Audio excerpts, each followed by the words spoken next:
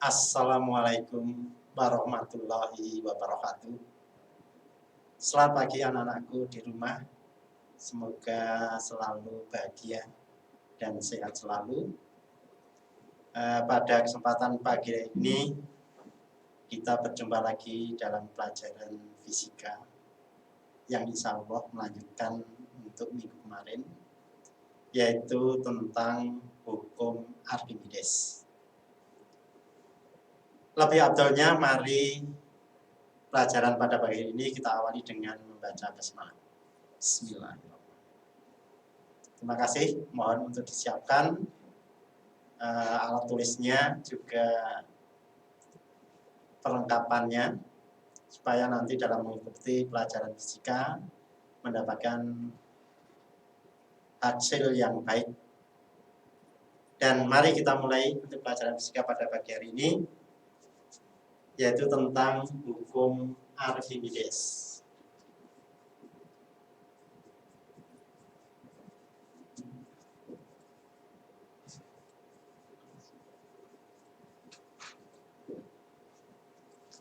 Kalian di SMP sudah mengenal yang namanya hukum Archimedes. Bagaimana bunyi dari hukum Archimedes itu? Hukum Archimedes mengatakan bahwa suatu benda sebagian atau seluruhnya dimasukkan ke dalam zat cair atau di dalam fluida akan mendapatkan gaya ke atas sebesar zat cair yang dipindahkan. Dan itu bisa kita tuliskan. Kalau bunyinya tadi kita tuliskan bahwa suatu benda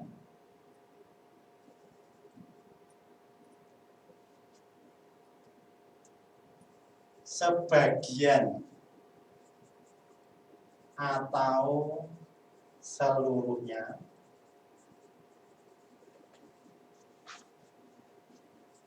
dimasukkan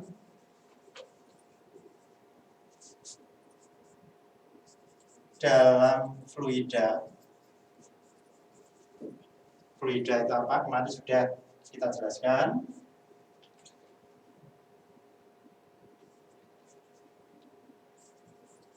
Akan mendapatkan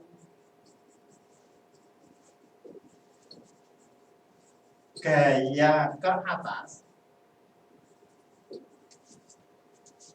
sebesar zat cair yang dipindahkan.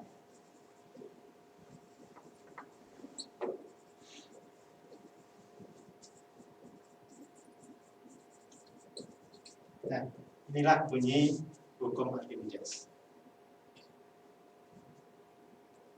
Nah, ini dapat dirumuskan bahwa gaya ke atas atau disebut gaya apung itu sama dengan berat benda di udara W dikurangi dengan berat benda dalam fluida. Artinya berat benda di dalam fluida. Atau bisa kita jabarkan menjadi gaya ke atas atau gaya apung. Ini sama dengan rho atau bisa kita bentuk menjadi gaya berat itu apa? Massa fluida dikalikan gravitasi, percepatan gravitasi. Jadi mf. Nah, massa fluida itu artinya massa fluida yang dipindahkan. Kalau kita gambarkan seperti ini, misalkan ini dalam bejana, kemudian diisi air penuh. Misalkan ini air.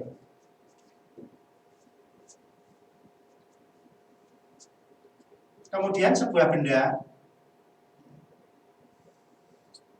benda dimasukkan di dalam bejana tersebut yang berisi air. Misalkan ini dimasukkan. Nah, maka air tersebut, kalau ini penuh, air tersebut akan tumpah. Nah, tumpah kemudian kita berikan tempat di sini.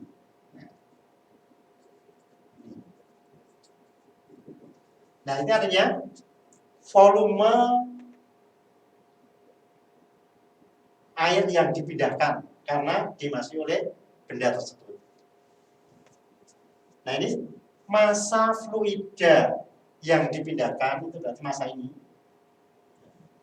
Nah, massa itu apa? Massa itu bisa kita jabarkan bahwa massa jenis dikalikan dengan volume. Jadi massa jenis itu rho itu apa? Rho fluida. Kemudian dikalikan volume zat cair yang dipindahkan, atau bisa kita tulis volume benda dalam fluida. Jadi BF adalah volume benda dalam fluida dikalikan dengan gravitasi, percepatan gravitasi. Ini yang disebut dengan gaya apung atau gaya ke atas. Seperti apa yang sudah dinyatakan oleh Archimedes.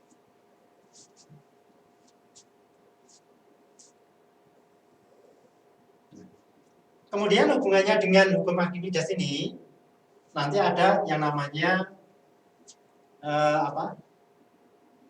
istilah tenggelam,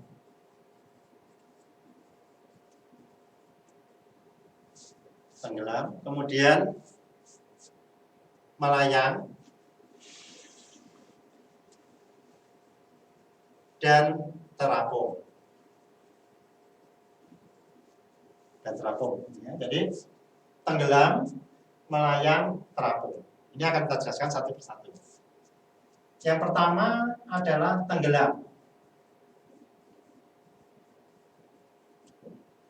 Ini kita gambarkan, misalkan begini, kemudian ini berisi saja, kemudian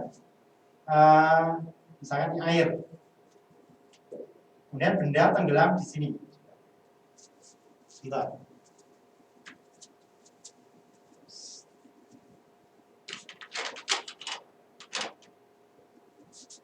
Ini air. Nah, yang namanya tenggelam berarti bendanya di sini.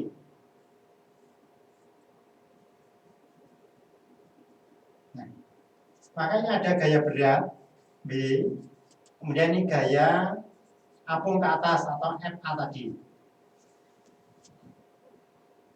Nah, benda tenggelam ini ada syaratnya. Ya, atau mengapa benda itu bisa tenggelam?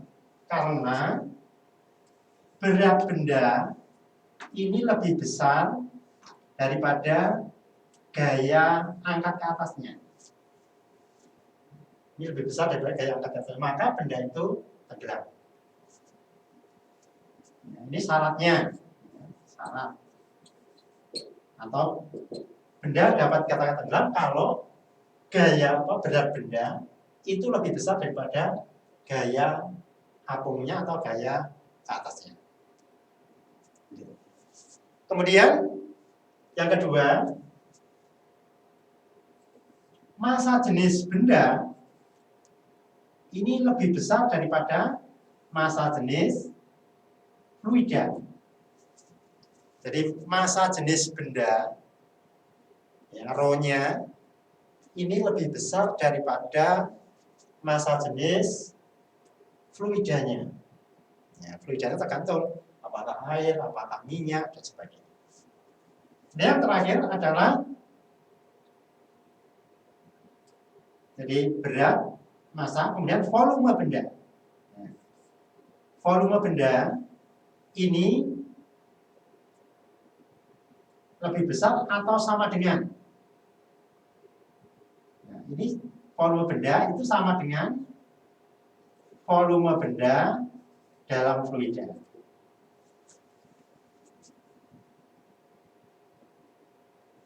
volume benda sama dengan volume benda dalam fluida.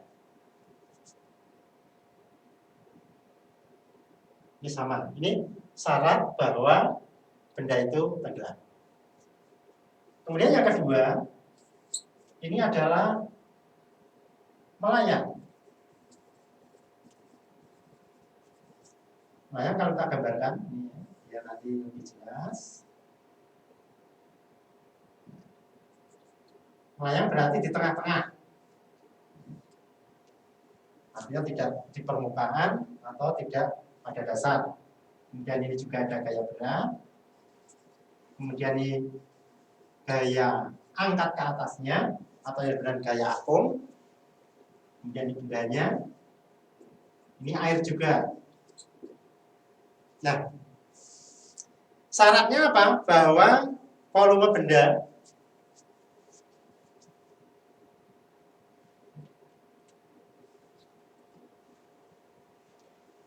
ini syaratnya bahwa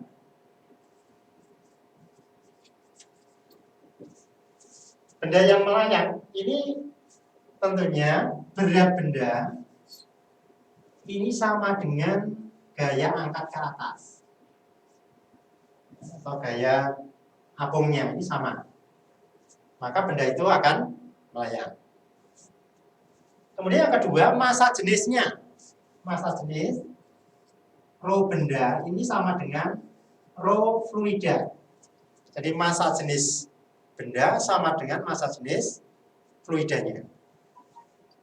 Di sini fluidanya air ya berarti massa jenis air. Kemudian yang ketiga, volume benda ini sama dengan volume fluida. Artinya ini volume fluida. Artinya volume fluida yang dipindahkan. Ya, tadi yang di sini. Ya, ini. Nah, maka kalau memenuhi syarat ini, benda ini melayang. Nah, kemudian yang ketiga, untuk benda yang terapung.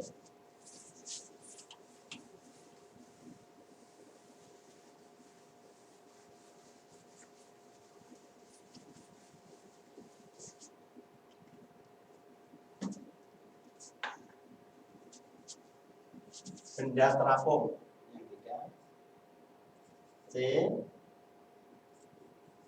terapung. Nah, kita gambarkan untuk benda yang terapung tentunya, nah seperti ini kita gambarkan.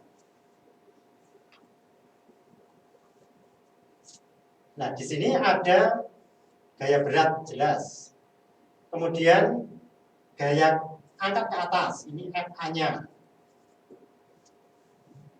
Gaya angkat ke atas.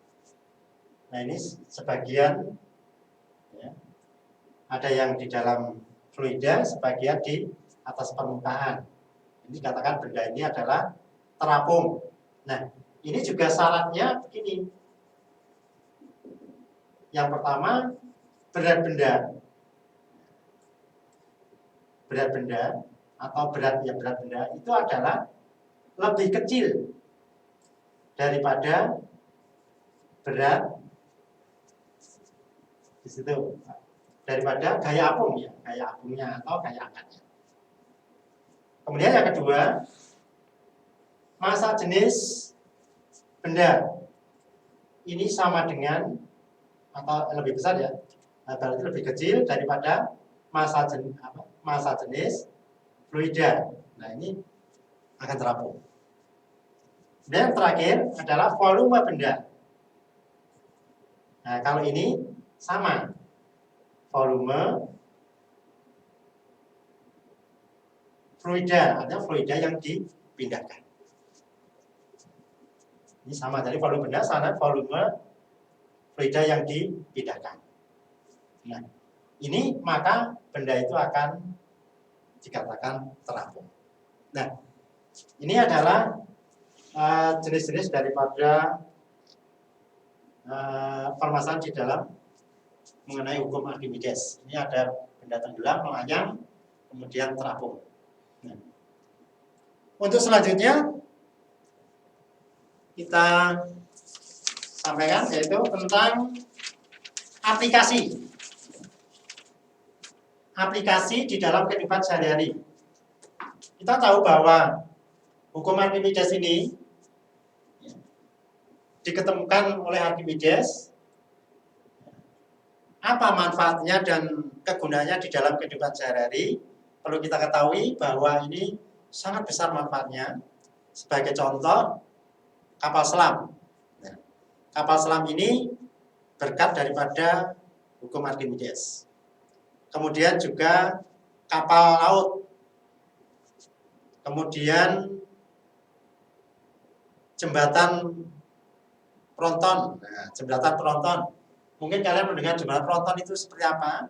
Jembatan Tronton itu adalah kalau kalian punya tempat minyak tanah kalau dulu atau tempat aspal yang namanya dream ya, dream atau drum dream ya. Nah, dream itu setelah kosong kemudian ditutup rapat ya, kemudian berapa jumlah dream itu dirangkai ya, kemudian dirobohkan, kemudian sebagai jembatan seluas atau selebar kali itu.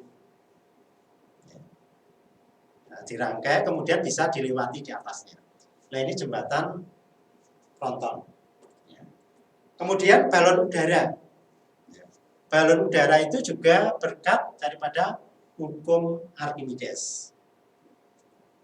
Kemudian contoh lagi, hidrometer. Nah, hidrometer itu juga berkat daripada hukum Archimedes. Karena apa? Hidrometer itu adalah alat untuk mengukur massa jenis benda. Nah, itu beberapa contoh. Jadi ada kapal selam, kapal laut, balon udara, jembatan Tronton, kemudian hidrometer. Nah, inilah aplikasi atau kegunaan di dalam kehidupan sehari-hari dengan hukum Archimedes. Sehingga perlu diketahui dengan yang sesederhana ini, tapi bisa digunakan untuk bermanfaat. Ya. Coba saja kapal selam, kenapa dia tidak tenggelam. Nah, ini kalau kita berpikirnya itu ke sana, kadang kita nggak mau berpikir. Kadang hanya yang penting naik kapal ya naik kapal sudah. Ya. Tapi tidak mungkin bagaimana ya kapal kok tidak bisa tenggelam, karena apa dan sebagainya. Nah, ini perlu kalau kita itu kreatif ya kita pelajari. Oh, berkat Archimedes. Ini. Kemudian untuk selanjutnya yaitu tentang apa ya? Gejala permukaan. Nah, gejala permukaan ini kita hapus saja.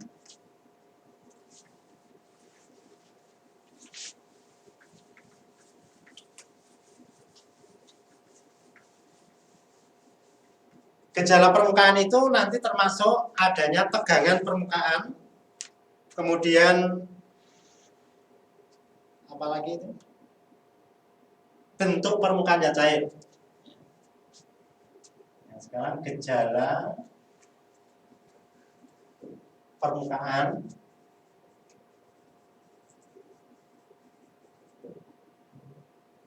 ini meliputi satu nanti tegangan permukaan.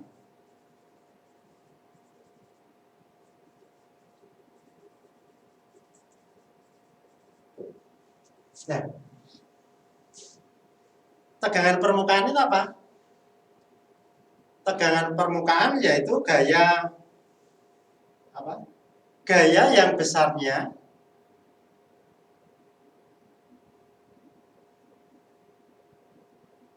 gaya yang berada pada permukaan, ya, permukaan fluida, ya, per satuan panjang. Gaya yang besarnya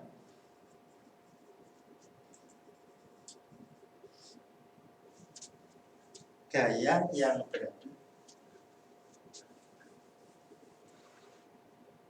Gaya yang berada pada permukaan zat cair misalkan, atau fluida, bukan zat cair, tiap satuan panjang. Nah, ini dapat kita rumuskan bahwa tegangan permukaan itu simbolnya gamma, kemudian gaya yang berada dalam permukaan itu F per atau tiap satuan panjang. Ini 2 L. L di sini satuan panjang. Jadi F itu adalah gaya permukaan, ini satuannya Newton, kemudian L ini adalah panjang kawat.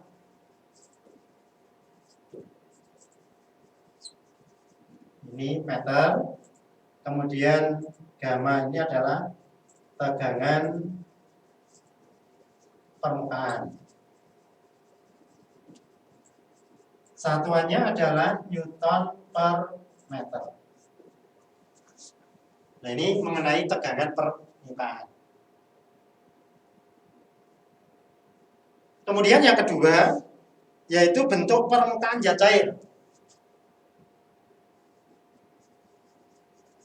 Bentuk permukaan zat cair. Nah, bentuk permukaan zat cair ini ada 2, yaitu cekung dan cembung. Bentuknya ada 2. Ada 2, yaitu cekung dan cembung. Nah, ini perlu kita jelaskan bentuk yang cekung yang bagaimana dan yang cembung yang bagaimana. Kita lihat, kalau kita punya tabung reaksi atau tabung, ya kan besar tabung apa ya? Boleh tabung reaksi aja yang sering kita lihat di laboratorium. Sekarang untuk yang bentuk cekung dulu. Bentuk cekung. Yang pertama bentuk cekung. Bentuk cekung, misalkan di dalam tabung reaksi, ini masih cukup kita gambarkan. Atau di dalam wadah gitu ya, yang agak besar nanti bentuknya. Nah, ini air, berisi air. Kemudian di dalam tabung itu mesti air itu akan melengkung, melengkung ke bawah atau cekung, ya, bentuknya cekung. Ini katanya gambarnya seperti ini. Nah,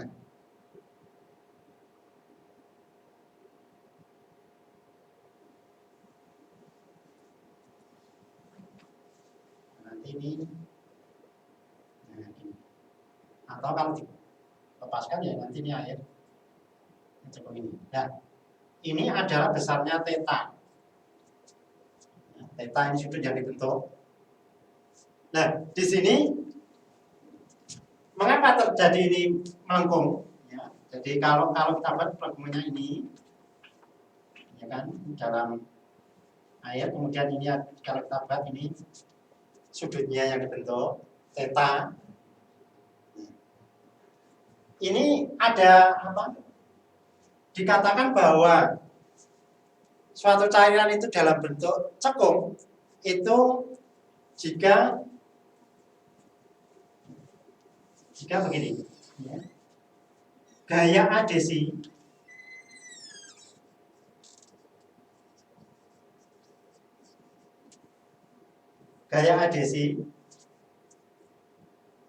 ini lebih besar daripada gaya kohesi. Kita jelaskan, gaya adhesi itu adalah gaya tarik-menarik antar partikel-partikel atau molekul-molekul yang berbeda jenis. Kemudian gaya kohesi adalah gaya tarik-menarik antar partikel-partikel yang sejenis. Nah, di sini gaya tarik antara molekul-molekul air dengan tabung atau dinding tabung ini sangat kuat, ya, karena lebih besar, sehingga air ini membasahi tabung. Dan ini membasahi tabung.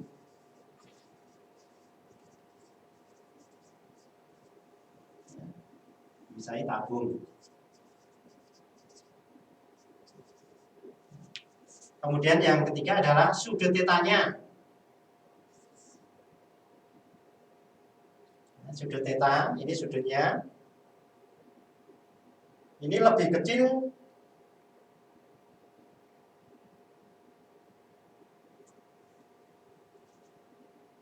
atau lebih besar? Coba. Sudut tetanya adalah lebih kecil atau lebih besar dari 90? Ya, tentunya ini lebih kecil daripada 90 derajat. Nah, ini. Ya.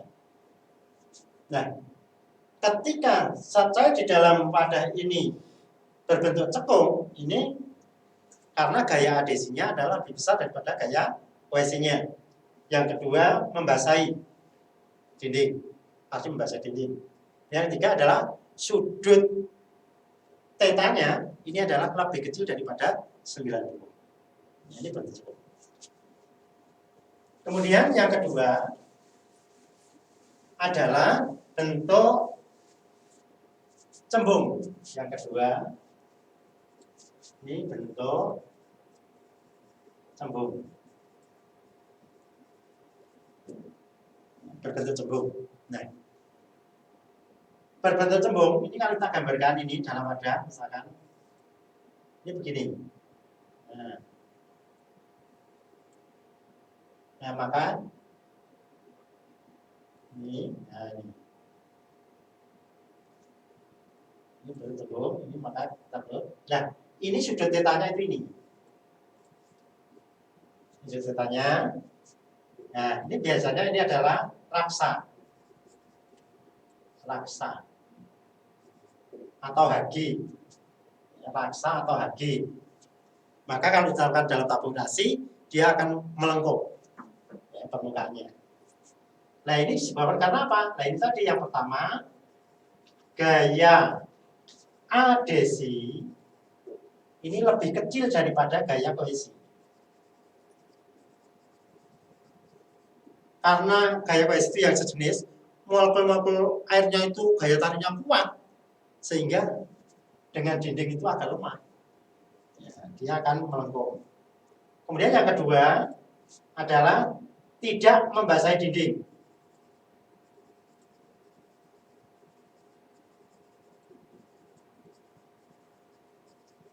Yang ketiga, sudut tetanya ini lebih besar daripada 90.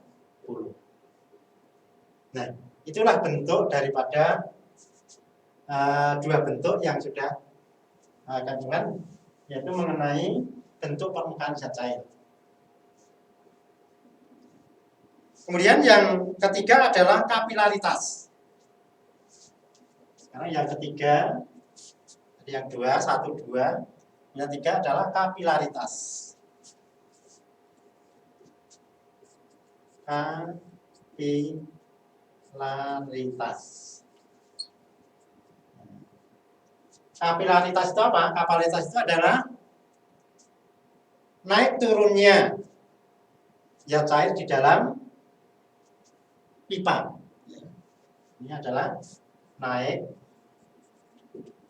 turun zat cair dalam pipa kapiler. Ini yang disebut dengan kapilaritas.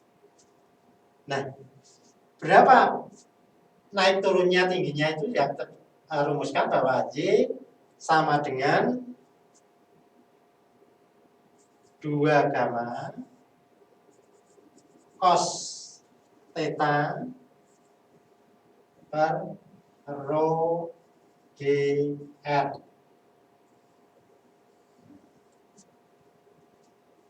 Jadi rumus kapilaritas adalah Y sama dengan 2 gamma cos theta per rho GR. Nah, kita jelaskan untuk gamanya itu apa. Gamma tadi sudah tahu, ini tegangan permukaan. Ya, gamma itu tegangan permukaan. Tegangan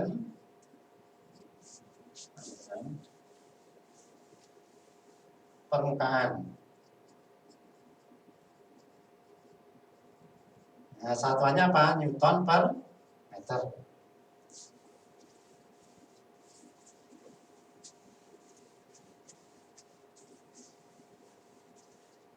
Kemudian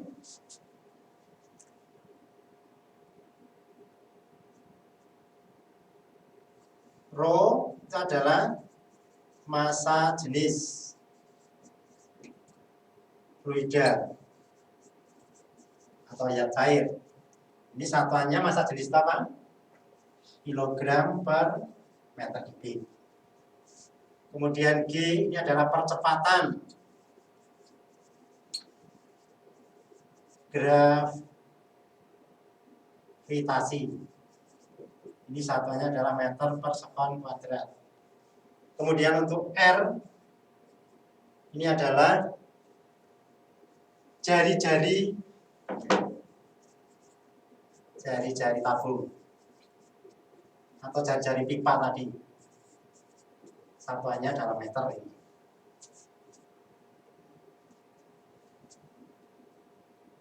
Theta ini adalah sudut. Jadi theta itu adalah sudut kontak. Sudut kontak. Jadi nanti kalau ditanyakan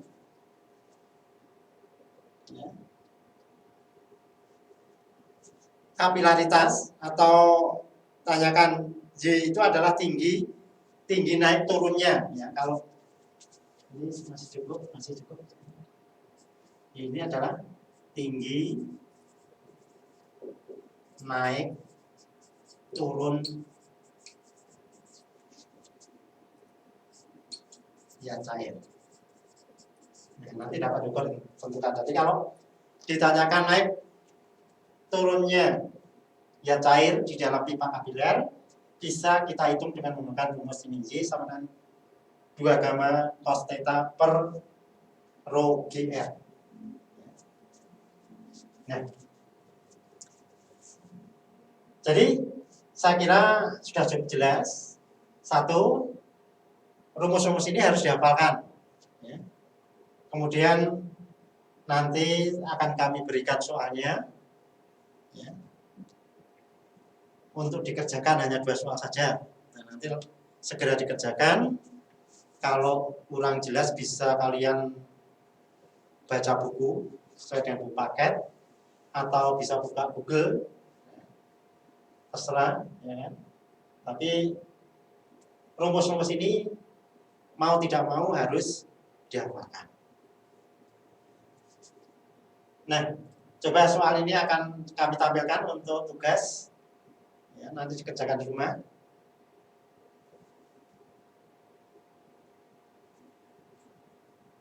Ya, Pak Devi. Soal. Ya. Nah, ini soal. Ya. Jadi soal untuk latihan ada 2, nanti dikerjakan ya, untuk tugas di rumah. Dan semoga kalian bisa mengerjakan soal itu. Ya, kalau kurang jelas nanti bisa baca buku paket. Saya kira itu mungkin ada kurang lebihnya dalam kami menyampaikan pembelajaran pada pagi ini. Masih banyak kekurangannya, kami mohon maaf. Dan kita akhiri, billahi taufik wal hidayah. Wassalamualaikum warahmatullahi wabarakatuh.